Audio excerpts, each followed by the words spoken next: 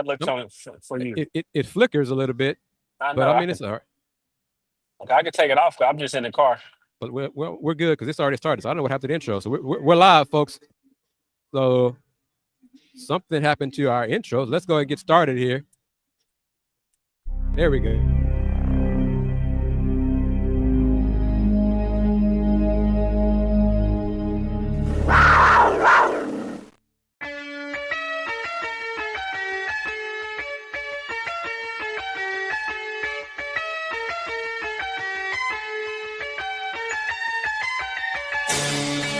If they do that, they're going to be very, very, very, very tough to beat. That's why Hunter's in right there. Oh, got to shoot a three. Wilson. Oh, and we are tied. What a game. Let's go. Call the five slammer down. And I don't ever let them forget where we come from. Getting those phones out. Before me acting ignorant, man. Baylor empties it out. Oh, it does. It's going the other way. Second pick of the night. Jeremiah Wilson finishes this one. The dream is alive for Houston. Go Coogs! Let's go! Welcome to this edition of Let's Rage Coogs, presented by the Saxenian Family and Star Pizza. I'm, of course, KG Kris Gardner of the Houston Roundball Review. And with me is my brother, Dunlap. How you doing, man? Oh, man, I'm doing well. Big win in front of the game day, in front of America. We're on the rise, baby. We're officially the cream of the crop. Big 12 comes to us. What you say, Kris? Let them know. We run the Big 12. That's right. There We run this conference. That's it. And we're going to talk again after a Cougs win. Cougs won 68-59 over Iowa State. Fluff McKiver will join us momentarily. Our other coach, Mr. Andy Yanez, is attending a wedding. Not his wedding, but a wedding. So most likely he won't join us this evening. But we're going to talk about it. You guys here with us on the show. Ron HD was the first one with a comment. What an incredible game. Truly an impressive offensive showcase, despite the game being low scoring between the top 10 defensive teams in the country. Iowa State was within reach thanks to their free throws. Miss Wanda, she's been here all day, I want to say. She was here early this morning for game day. So thank you to her as well. But your thoughts on it, Dayon, in terms of any negatives that you saw today, anything that bothered you? Let's just get out the way right there. No negatives. I think I credit Iowa State's defense and when they're able to climb back in the game and then allow us to bust it open because, like the comment, they won the top 10 defensive teams. And so, really no negatives. No negatives outside of, I really don't have no negatives. Of course, it wasn't a perfect game. We could play, well, I would say I take that back. The negative is the turnovers. Probably, if I'm not mistaken, probably most turnovers we had all season. First time that I can remember in a while, we had more turnovers than assists. So, I mean, credit to their defense, but I hold us to a higher standard. We got to take care of the ball regardless of how good of a defense team we're playing. And Milos, I believe, had 4 of those turnovers. So that's the only negative that I'll point out from this game. But other than that, it was a hard-fought win. More positives, definitely. Yeah, the Cougs had a season high, 17 turnovers. Coach Sampson touched on it a little bit in postgame that was they did not handle Iowa State's traps as well as he'd like. But as you said, as I'm going to say a lot during this edition of LRC, Iowa State's a good team. Hell, Iowa State is a great team. So let's not get it twisted about, this is, the Cougs didn't, blah, blah, blah. Iowa State is one of the top defensive teams in the country, and the Cougs still won. And the bottom line is the Cougs are still 15-1 in the Big 12. They are the top team in the Big 12. Cougs, as Deion said, the cream of the crop. As I said, we run this conference. We run the Big 12. LJ Cryer came through, stepped up big. Milos Houston stepped up in the first half. Backcourt came through once again. This team is winning different ways to get it done. Yeah, I mean, we got to start with LJ. I mean, we were talking about the most I've seen him create off the dribble, and he was efficient with it. I mean, 28 points, but his efficiency, his confidence, this was unlike the LJ that I've seen before. And if he could play like this, I think he might can play his way into the league. I know we're talking about right now in the moment, but we've had that conversation. That's the only thing why I mentioned it. But what I saw from LJ, I haven't seen him create off the dribble at an efficient rate at the way he was able to do it. I'm talking about step backs, ISOs, heavy, getting into the lane.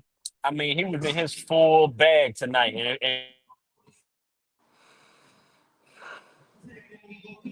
Fluff, what are your thoughts? As Fluff McKiver joins us, what are your thoughts on the win, on the game? First of all, how you doing, man? First off, I'm doing good, man. I'm doing good. Man, I think they're good. I got bits and pieces. I had it on my phone going. I'm like, I had to coach like towards like maybe like 9 minutes, 8 minutes, 9 minutes left to go in the game. But what I did see is, Milo's, Crier, he definitely had a great game and definitely created a lot of things off the dribble. But, we talk about, all the time with Ooze, not having the turnovers, but he ended up having four turnovers. But at the same time, I think it was because he was more aggressive with the 19 points.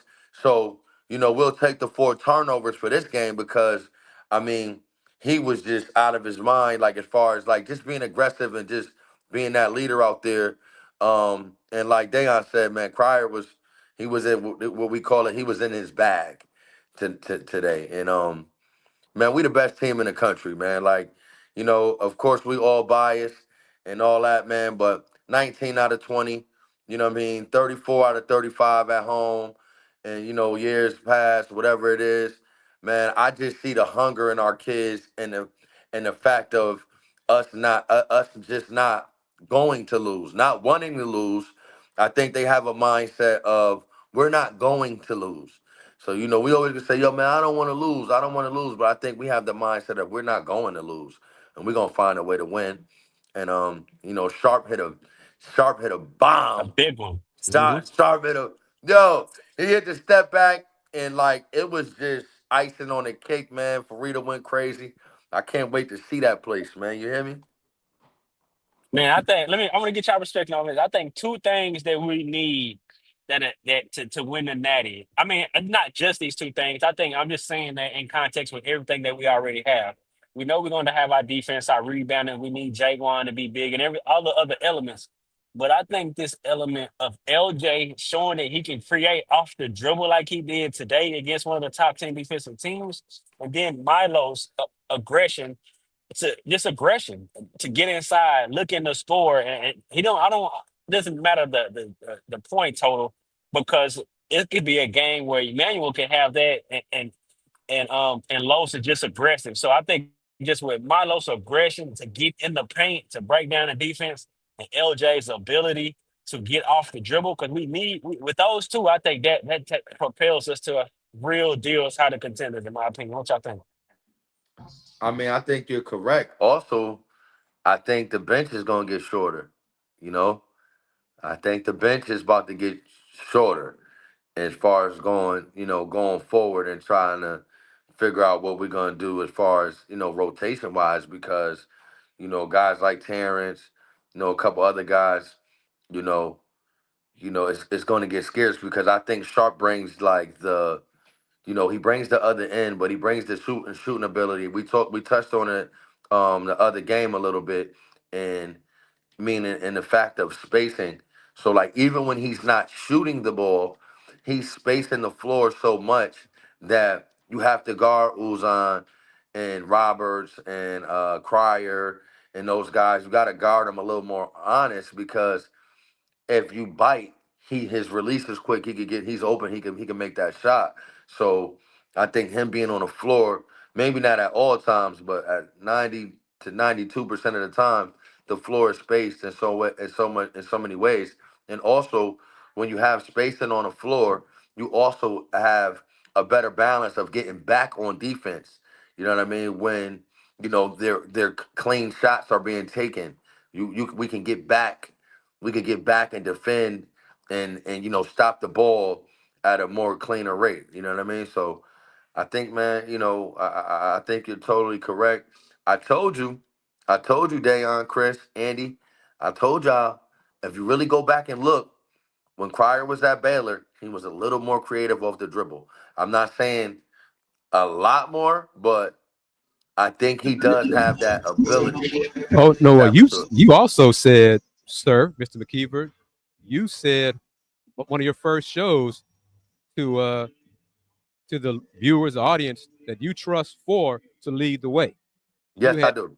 You were the one who said it first on the show when some folks had some doubts about if LJ could be that guy, and he has been that guy. And guards win college national championships.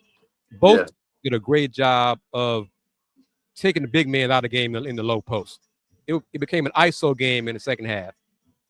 So Iowa State, I have so much respect for Coach TJ and their defense and their program. Coach Sampson did as well. Mentioned it, just raved about them in his post-game comments. Also, the Cougs, Big 12 may not agree, but Iowa State and Houston are the top 2 teams in the Big 12. 100%. 100%. In my opinion, Baylor, I know Baylor got the tip. I know all that. But the last 2 years, Iowa State and the Cougs are the top 2 teams in the Big 12, and I think have the best chance to advance far in the tournament, both programs. Yeah, last 2 years, no question. No question. So I want to see them play more than once in regular season, but this year it's just rotation how I went. But go ahead, Dan. I'm sorry, man. No. I was just agreeing with you. Last 2 years, no question. I'm with you. Another thing is, man, I think, and we talked about it like when I first started getting on the show, is that Uzan confidence, man, is growing every game, man. If that kid even gets even a little more confident, it's gonna be hard to beat us because he's so steady, even when he's not scoring the ball. You don't really see him make see him make bonehead plays, meaning like just silly passes or like everything is kind of precise with the passing or the post entry or off the pick. He'll have we come on the pick and roll. He's showing the ball, giving it up. You know what I mean? So like he already has that part down, and now that the aggression is coming more, that's gonna be big for him teammating with Cryer in the backcourt. You know what I'm seeing from him now? We kind of talked about this with Jamal Gilliard, the wave out Coach Simpson. I'm seeing Milo step into that role and being the coach on the floor. Like he don't gotta look over his shoulder and look for the play. I'm noticing like he know what it takes now. I'm seeing it, and like you said, like he continue that and take that to the next level to where he just hooping, get downhill. He finishing with the left, the right, pull up jumper, like his whole game. Like I'm seeing it, and he's playing. He's on the playing one of the best point guards in the country right now. Yeah. He is. Because you're definitely one that like Kris said. National championships are won by guards. Not saying we need the whole team, but we've never seen a national champion without real strong guards. So you are one of the best guards in the country if your team is consistently winning and you're controlling the show. So that's very true, D. And it was like a mirror because when the ball went into the post, even on the side post, both teams swarmed that post, and it didn't matter who it was. But DeJuan Roberts for UH, he was getting double teamed. If it was Jefferson for Iowa State or Momcilovic, sometimes he was getting double teamed. So both teams Momcilovic is a pro. He is. Yeah. He had all his points in the second half. He is. And the one thing, and credit to Coach TJ, is second half, he utilized their size advantage up front. 6'9", 6'10", 6'11". So he forced those switches, and they went against Los, Emmanuel, LJ with a big in the post. So that was an issue. That's great coaching. Both coaches made adjustments to what the other coach was doing. And at one point, Coach Sampson said, LJ, get the ball to LJ. You do your thing. And LJ delivered. Milos had 2 back-to-back buckets. They carried the team today, but Emmanuel Sharp hit that dagger 3, as Fluff said. Emmanuel Sharp had a drive early in the second half and another bucket. So at one point, I thought, now they're going to give Emmanuel a chance to score because it was LJ, Los from the guard spot, and then Emmanuel. And then it kind of went away from that a little bit. Juwan Robertson, I have it going shooting-wise today. But Iowa State was not going to let him beat them. So they made other people beat them, and the guard stepped up for the Cougs. This team is winning different ways, and that's what championship teams do. I need more from JoJo. I need more from JoJo, man. No question. Foul trouble. He got to do better. He has to stay on the He floor. got to do better. Even when he's on the court, I need more rebounds. JVR has been outplaying him. I know it's a tandem, but I need more from JoJo. With his promise, I need more. Them fouls, I'm putting that on him. Like Yeah, you got it's to on him find a now. way to stay on the floor. And when you're on the floor, you got to be more dominant on the rebounding. I mean, he cut shot blocking every rotation. He's an elite defender, no question. He wouldn't be in the defensive player of the year running. But just to the standard of Houston, I need more from him. And he's taking himself out of the games with the loose ball foul. Some of those loose over the back fouls. Yeah. Everybody sees them. Everybody sees those. Go ahead, Fluff. I'm sorry. No, that's good. Like sometimes you just, sometimes you just didn't get the rebound. Yeah. Sometimes think about it. If a guy have a high rebound count, it's 15, 14, 15. So think about how many possessions it is in a game. You ain't going to get every rebound. You know what I mean? Sometimes you just ain't get it. You know what I mean? Get back. You know what I mean? So. Oh, this question. Yeah. I hope this becomes an issue. If the Cougs win the Natty this year, will more players leave for the draft? No. Besides the seniors, no. The NBA likes winners, but just because you win the national championship doesn't mean they're going to draft you. So no. I mean, I feel I'm not disagreeing with you, Kris, but a good run and win a natty, somebody like Milos can be going out, no question. Like right now, I don't see him coming out. I think Coach Sampson always says he knows who's coming back. But we win a natty, and he have a great run like he's been having over these last 2 months, and continue that. He's what, 6'4"? He's 6'4"? 6'4", 6'5". Yeah, showing he can knock down. They love that. Like he can They play. love He that can at the play point his guard. way into going into the. Yeah, he can play his way. So I wouldn't rule it out from probably Milos. Probably nobody else. I don't see, but Milos, I can see. I can see him. I can see Los. I can't see Terrence. I can't anybody like that. But I can see Los doing that. Yep. But it's a great problem to have. Yeah. Because the first part of that means if they win the Natty. Right. Let that happen first, and then we can discuss everything else. But you are watching Let's Rage Cougs, the post-game show, the original post-game show for Houston men's basketball and Houston football. Thank you to the Saxenian family for their support throughout the season, regular season, postseason. Thank you to Mike and Jennifer Pittman at Star Pizza for their sponsorship as well, for supporting Let's Rage Cougs. Cougs helping Cougs. Andy Yanez is not with us. Coach Yanez, if y'all did not hear, had their first playoff appearance. It was 2 years of coaching, but they lost Friday night, so their season ended in round 1 of the playoffs. But Andy is attending a family wedding today, so that's why he's not with us on this edition of Let's Rage Cougs. Can I give a shout out? Go ahead. Yes, Fluff. Yes, you can. I want to give a shout out to my Booker T Washington team today. We clinched the spot to play in a middle school championship at Floyd Little's Field House in New Haven, Connecticut. And this is our first appearance in a championship game. And I just want to say how proud I am of my kids. We did it from the ground up. We have 5th graders who are now 8th graders now. We took some whoopings, and now we have a chance to cut the nets down at my high school alma mater. That'll be great. And, for my Houston alma mater, for us to get a national championship, that'll be great. So I'm just trying to go championship for championship. Shouts to Andy and his team. But big shouts out to Booker T Washington Academy for what we have done. Our program has been going for about 4 years now. That's where Elm City Elite has been building there. That's our gym. That's our home gym. So everything is ran out of there. I just want to say, much love, respect. And I just want to say I'm so, so, so proud of all the kids that's in the program from varsity to JV. I appreciate you guys. And let's cut the nets down on Tuesday night at Floyd Little Fieldhouse. Congrats, Fluff. It's congrats, man. It's the year of championships. We're gonna manifest Come y'all on, championships, manifest Come UH on, man. championships. It's gonna be a great year in 2025. I'm saying it now. I said in 2024 that 2025 was the year. I said it in 2023, but I meant it more this year. That's fine. Let's get it done.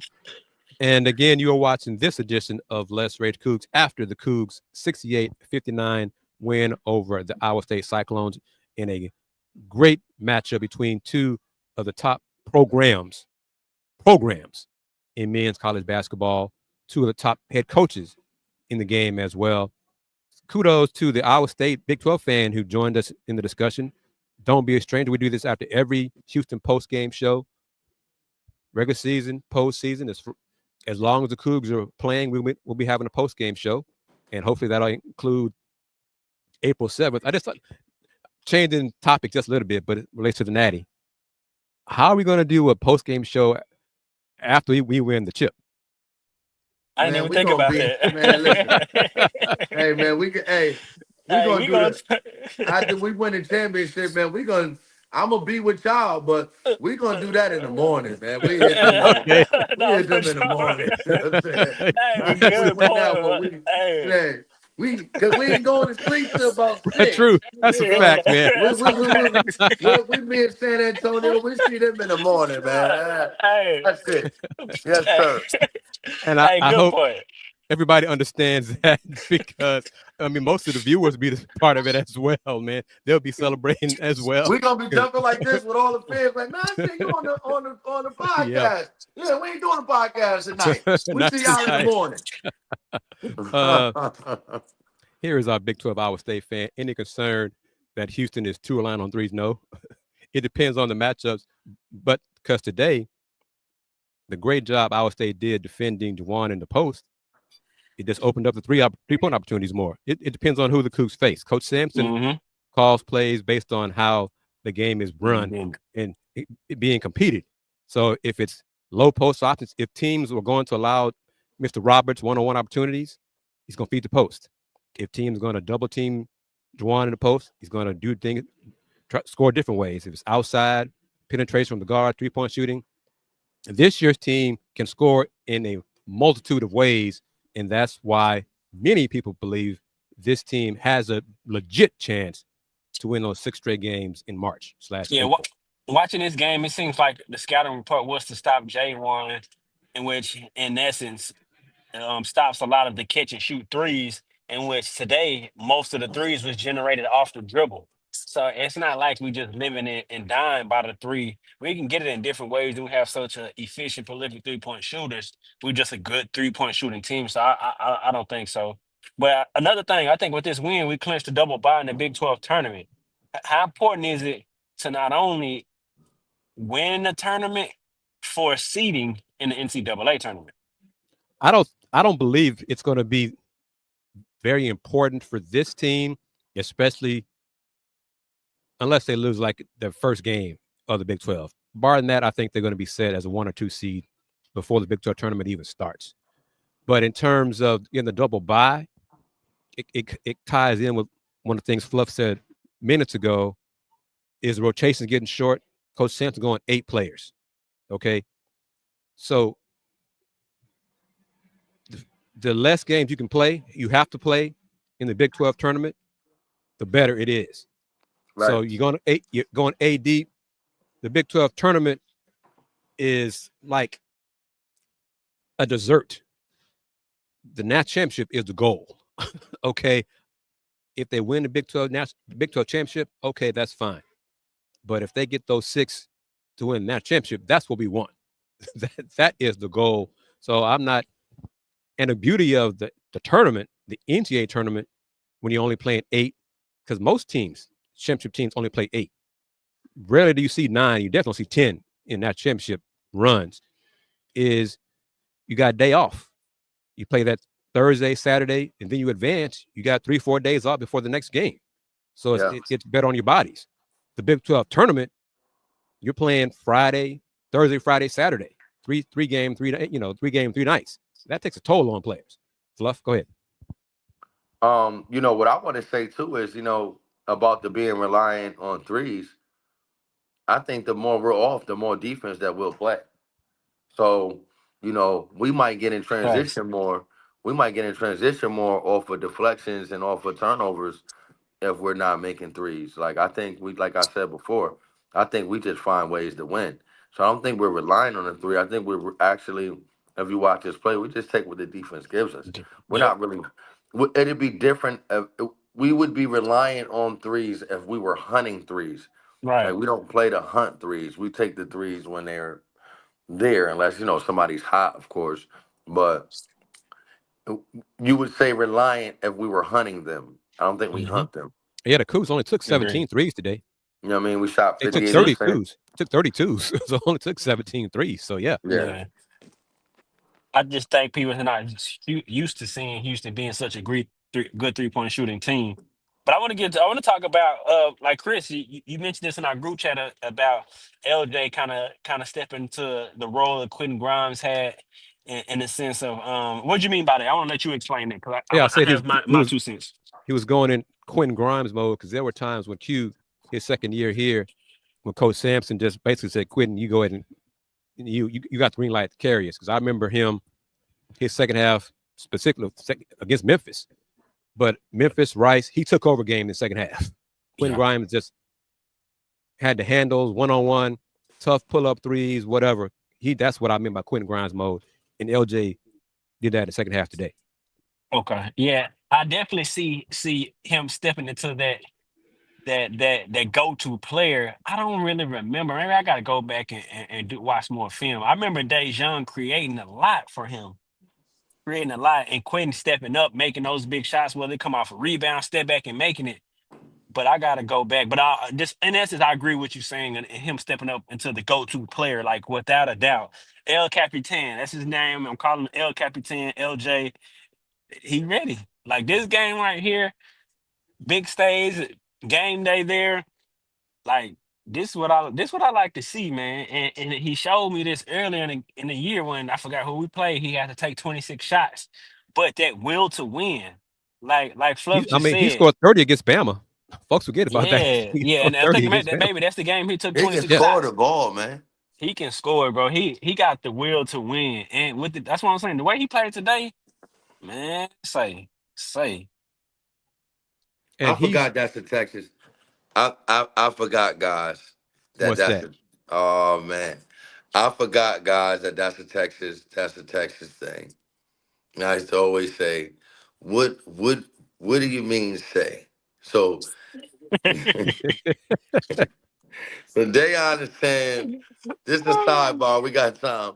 Dayon is saying, say, and I'm wondering if you asking me to say something or what. No, yeah. You know what I mean? I used to mess with Laney like that, like, because he used to always say, man. And I'm like, say what, bro? You know what I mean? But I'm not going to interfere. I'm not going against Texas. I love Houston, Texas. I love Dallas, Texas. I even love Killeen, Texas. You know what I'm saying? Yeah. But I just it's y'all thing and it's our thing. You know what I mean? Because I'm a That's part just like of the East Coast saying, yo, what? Yeah. Okay. Yeah. All right. You got it. Yeah. But I would not mind seeing the Cougs face Iowa State Again in the Big 12, especially if they're fully healthy, because they were missing two of their top dogs. But in Kansas City at Hilton South, that'd be okay. But I'd much rather see the Cougs face Iowa State in the Elite Eight or the Final Four, or something like that for the conference, all that kind of stuff. But two great programs, and I enjoy watching Iowa State play. I enjoy. They play hard, man. They play hard. Play loose. And like as Dayon said, Milan Momcilovic, young fella's a pro. He is a pro. I remember that game winner he hit in Iowa State. I think it was maybe on Jamal. He was just too short. You're too short. Just turned around. It's a turned tough shot. and faded on him. Yep. Nah, he ready. I seen him today. Nah, he's ready. He's definitely a pro. So and he doesn't trip when he off. Yeah. Yeah, because he missed all his shots in the first half. Yeah. He not scoring the first half. Yeah. He got it done in the second. He was 0 for 7 in the first half and came back 4 for 7 in the second half. He can score inside, outside. Yeah, he's a talented young man. But the Cougs won the game down the stretch. making 7 of the last 9 shots. The guards carried them. LJ, Los, Emmanuel Sharp hit that dagger 3-pointer from deep. And they got it. They got the dub. 15-1 in the Big 12, 23-4 overall. Say it, Kris. This is I like you. Don't be a stranger, Bram Jarvin. Don't be a stranger. He's an Iowa State fan, but he's also a fan of the Big 12. So thank you for. How did you find out about the show? I'm kind of curious about how you found out about Let's Rage Cougs, because one of the things that we want to do going forward is one day all of us are going to be at the Big 12 tournament for Let's Rage Cougs and doing our shows right there, being like Field of 68 or being like I forgot the other crew I'm thinking of, guys out of Waco. Yeah. Get to that point, get to that platform, and meet people. This is for Fluff and Dayon and everybody watching, of course. But salute to today, man. At least 5 different people came up to me and thanked me for this show. Wow. Thank me for watching this show. I saw y'all. I enjoy what you guys are doing. Thank you very much for what you do for. And I was just, thank you for watching. Thank you. I mean, at least 5 people said that to me. So it is just, we really appreciate it. Spread the word. And Kris, talk about the atmosphere, man, and how big it is having game day there, the atmosphere. Just talk about that and fans, because we always talk about how Houston are fair with the fans, but we got to give them credit, man. It was great. It was great, and I'm not going to. I'll just say the administration was happy about the great support for game day early. It was a great crowd early. Game day, the doors opened like, I think officially 7 o'clock in the morning, but folks out here like 5:30 a.m. to start lining up. Big time. So it was a great crowd, great vibe. Coaches from the other programs for UA's coaches were here to support men's basketball. So that's also the family vibe has been created here, supporting. It was another example of Coogs supporting Coogs. So it was, football players here, coaches from football, coaches from if they were in town, UA's coaches were here supporting the basketball program. So that is a great thing to see. So Bram, thank you. Bram said he found us from last year and enjoys getting perspective from other teams, coaches, and fans about Iowa State. So, this program, we have much respect, huge respect for Iowa State. Don't give credit where it's due. Don't be a stranger there. So, what is this? Okay, I'm sorry, I have to disagree. We can play any team in March, but the one team we could actually be at risk from losing to is Iowa State. That defense makes us 100% vulnerable. I mean, we can lose to anybody. Lose to anybody. It's the competition. I like the competition. That's what, and it's a one and done. That's one thing Jay Williams said in his media gathering with us Friday. The best team doesn't always win because that's how the tournament is set up. Yeah. That's the beauty and the curse of March Madness. It's one and done. One off day, one off half. You can lose your chance at the chip. Iowa State, one injury to a key player at the wrong time. That's all part of it. So I have no problem saying that Iowa State is like looking in the mirror. Mm-hmm. But iron sharpens iron. Yeah. And you want to sometimes, a lot of the times, to be the best, you have to beat the best. So I'm not running from Iowa State, Bama, Auburn, whoever it is. I think Iowa State and the Cougs would be a great matchup.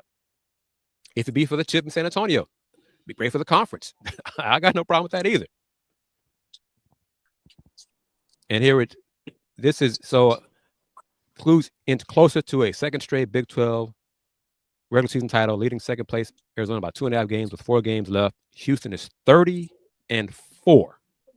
in the Big 12 in its 2 seasons in the league. 30-4. I saw a stat where Houston has won 88.2% of their Big 12 games, and when we were in America, we won 88.8%. So, people were saying, and I still see people heckle Houston and saying like Houston is I saw a tweet, they put in one of my group chats, is a Gonzaga, but with Gonzaga with, I forgot what it was, Gonzaga with food stamps or something like that. Haters gonna hate. Haters You know, gonna hate. bro. that's why winning the chip is the last thing to prove. As Deion has said it, that's the last thing to prove because the Cougs, Houston Cougars men's basketball is nationally relevant. It's Yeah. respected by everybody for being a consistent program. Winning the chip is the last thing that's left Right. to accomplish. And I that, watched a clip with Coach Sampson talk about. They asked him how does he maintain culture, and I would love to get Fluff's perspective on this, being a former player and a current coach. And one of the things he credited was his coaching staff and their camaraderie together, and the trust that they have together. But the parents and the players having good character and willingness to play for something bigger than themselves. One of the things that he said was players coming in and all the clippings about all you did before you got here don't matter. Now it's about playing winning basketball. And what's your take on that, Fluff, from maintaining a culture and even in establishing a culture, which has Houston has us, like Kris just said, a national relevant program year in, year out. Fluff, wake up, brother.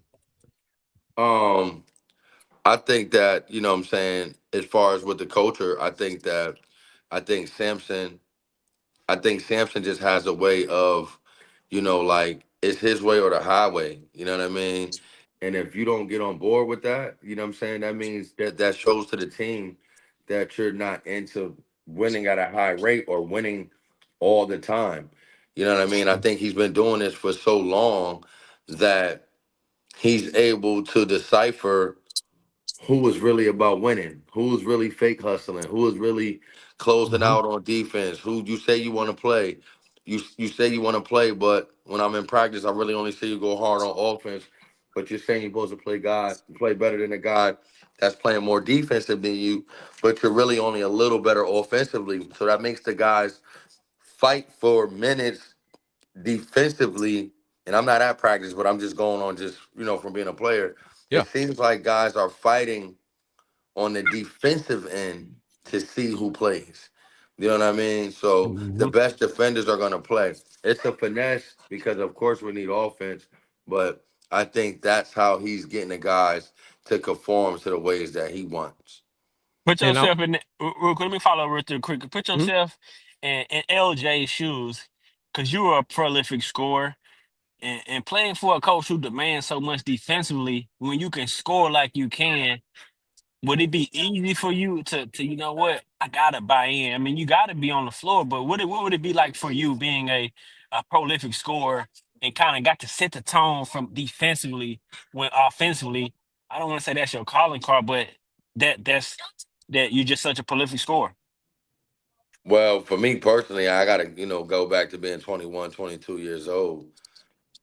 You can still score 30 a day, even you. I'm up now.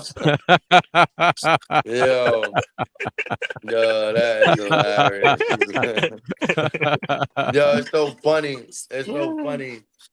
When he said that, I mean, what he said, I think you can. He said he texted me that. I said, Yeah, I didn't say even. I didn't say. I went back. The transcript said it. I didn't say even. Deion just said Think- even you. Okay. look, think and even is the same thing. But I think that for me, man, I have to really dial back. I mean, you don't remember him, Deion, but Melvin Harrelson, or Coach Mel. Oh yeah. Coach Mel, Yep. the blackest one. That's what we used to call him. I'm sorry, Yeah. that's what we used to go. That's what we used to call him. Yep. Coach Mel, the blackest one. He fought with me for 2.5 years to play defense. And it taught me so much as a coach now because I could just see when a guy is faking it. So I think a guy like Sampson would have gotten that out of me, but maybe I would have turned into the sixth or seventh man and been maybe a spark plug off the bench because I don't know how much I would have brought into how much he wants. I thought Coach Mel wanted a lot, but this guy is another level. Yeah. Like, Yeah. he don't even want you playing around with 50-50. But it's not even just defense. He don't even really want you playing around with 50-50 basketballs. Yep. Meaning, like, I seen him take guys for, like, out for not getting that ball. Yep. Yep. So it's like, I think I would have adapted. But, I mean, being a high scorer, being a big-time scorer, you have to get yourself in another type of shape. Okay. You got to get yourself in another type of shape to be What do y'all able think to about do this it. comment? The one thing that concerns me about UH is their half-court offense. They have to work so hard to get a shot. This is not Iowa State exclusive. No, I mean I agree with that 1,000%. That's why I said with LJ being able to create off the dribble unlocks a different element to the half court offense. And also with Milo's, I've been watching every game and him having that aggression to get the ball in the paint and look to score or even just look to get a shot on the rim, which open up the offensive rebounding, open up so much more offense. I think those two elements, starting with Milo's, because going to have the ball in his hands so much, I think it can play an effect into the half court offense. But I agree with that. I think the half court offense at spurts when we have those droughts, it's because we need players to be able to go get a bucket just to keep it a buck. Fluff, what do you think about that?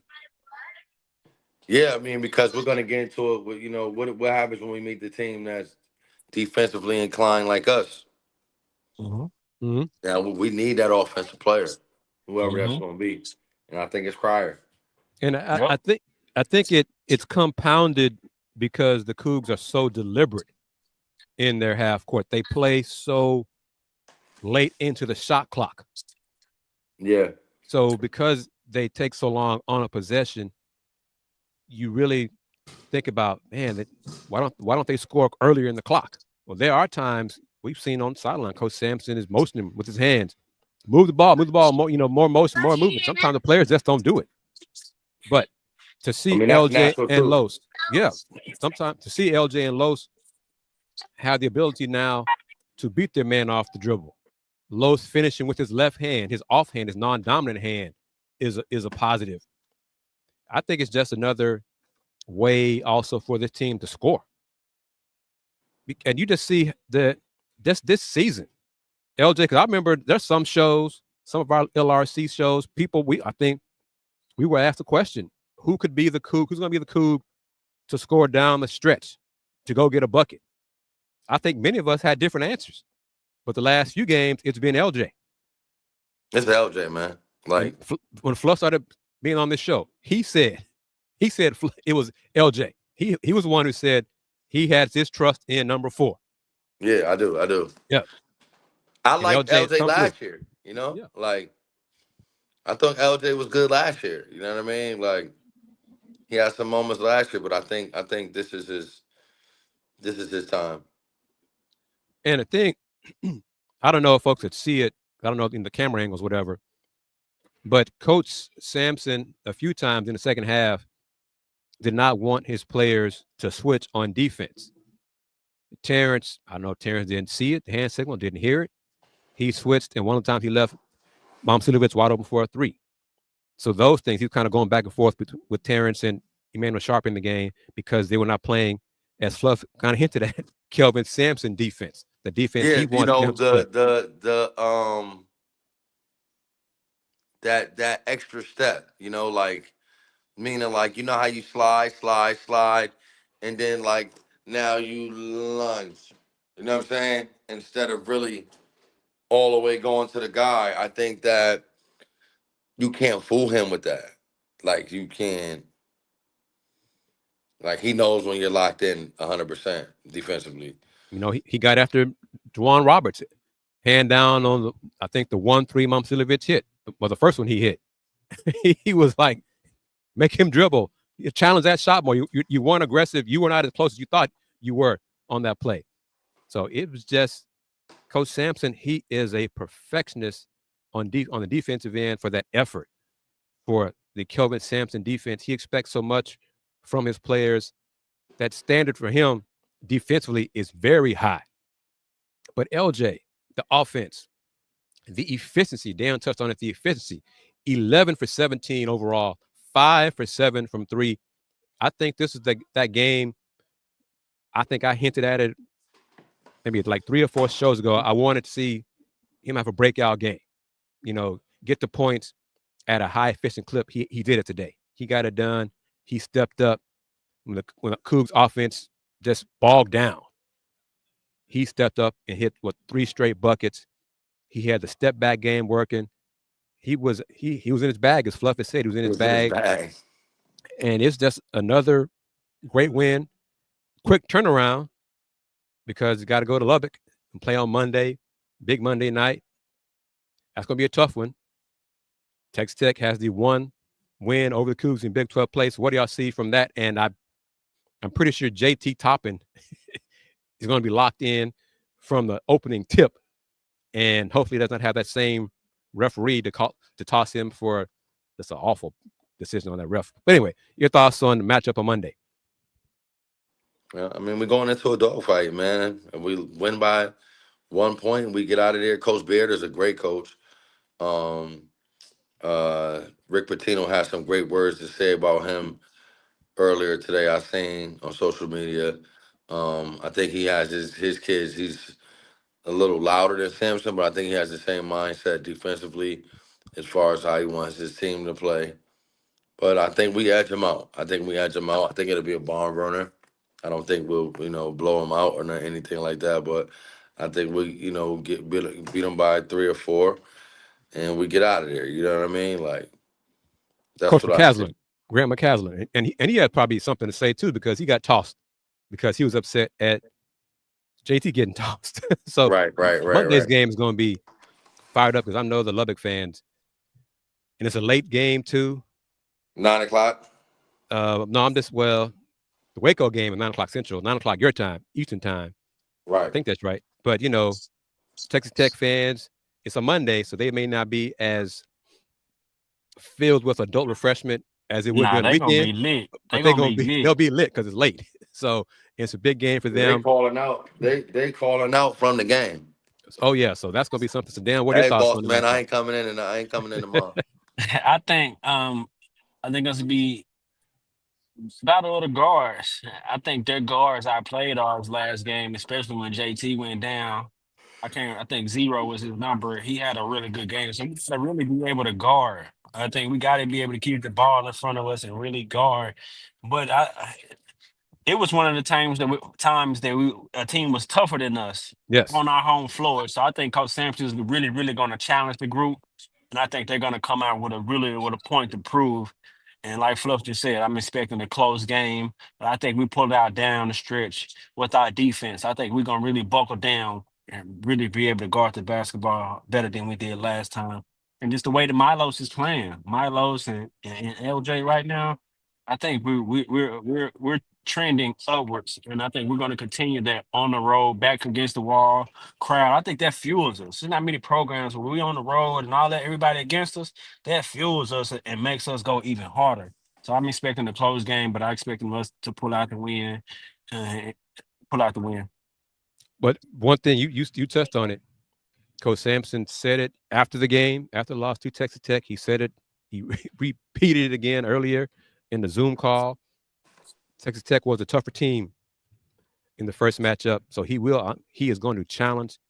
He's probably already forgotten about today's game against Iowa State and begun challenging his team to be tougher and better prepared and more locked in and more physical from the opening tip Monday night against Texas Tech, because he will not be happy if Texas Tech is a tougher team a second time against his Houston Cougars. Looking forward to that matchup. Cougs have another chance to officially clinch everything, Big 12 outright. And get those buys. But the buys are pretty much done. I think they're done with today's win. I think it was a tie. BYU could have tied them if they won out and the Cougs lost out. Well, that didn't happen today. So with today's win. So now the next thing on the list to accomplish is winning the regular season championship. And then if it's important to you, win the Big 12 championship. But the most important thing to me and Fluff and Andy and E.I. Crabtree and A-Town Big Dobbs is to get those 6 wins and wrap it up in San Antonio.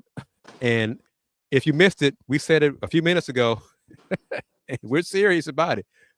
The Cougs win the national championship. Man, we see y'all in the morning. We're going to see y'all in the morning because we are not going to be doing a post game. Because we are not doing a post game show after the Cougs win the championship that night. About Final Four in San Antonio. Can I tell it? It's about Bobby Huggins. No? Is it clean? Well, you got to think about it. So I'm going to say no then. If you got to think about it. Yeah, tell it to us off there. Tell it to us off there. Yeah. Because I got buggy stories too. Because we were talking San Antonio. Yeah, so I got some. Senior year, the Final Four was No. later. So Later. Yeah, off the air. Gotcha. All right, everybody. On that happy note, we're gonna wrap up. I'm gonna I'm gonna go first, and then Fluff, and then down close out as usual. But thank you, as always, for watching the Let's Rage Cougs post-game show presented by Steve Saxenian and the Saxenian Family, and also Star Pizza, Mike and Jennifer Pittman, for their support as well, being secondary sponsor of Let's Rage Cougs. Let's Rage Cougs is the original post-game show for Houston football and Houston men's basketball. The Saxenian Family has sponsored this show from the beginning, regular season, postseason. If you want to be part of it, we have different probably options. If you want to be a sponsor of the ticker going across the screen, you see it's been across the screen throughout the show. If you want to have your company name mentioned in that, reach out to us. Email letsragecougs@gmail.com. Once again, letsragecougs@gmail.com. I am, of course, KG Kris Gardner of the Houston Round Ball Review.